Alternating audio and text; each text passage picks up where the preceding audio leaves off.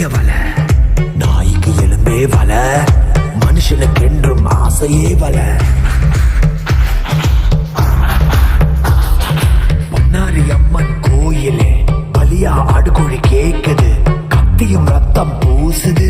சாமிக்கு தட்சண கொடு வரம் தர, இதுதான் விதியின் யாத்திரை.